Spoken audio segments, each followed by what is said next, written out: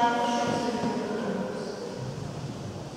Viešpatie, tu mūsų Dievas, mūsų vaduotojas, toks tavo vardas nuo seno. Kodėl gi Viešpatie leidai nuo tavo kelių mums nuklysti? Užkėlei mūsų širdį tavęs nebijoti.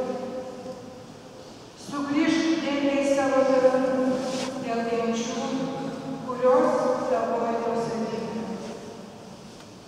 O kad perplėštų dangų ir žemę nužemtų, kalnai prieš tave sudrebėtų. Nuo amžių nėra kas patyręs, ausis negirdėjo, akis neregėjo, kad būtų be tavęs toks Dievas, kuris tiek padėtų juo pasikliauti. Tu rodai palankumą tiems, kurie vykdo teisybę ir tavo kelių neužmiršta. Bet štai užsirūstinai, nes nusidėję mes visą laiką tau nusikalsdavome. Visi mes lyg nevalos davome.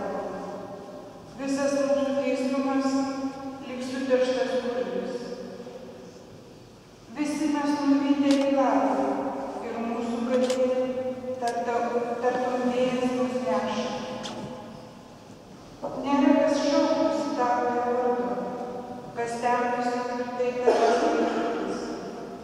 Tu paslėpei savąjį veidą nuo mūsų, atidavei mus į mūsų kaltybės valdžią.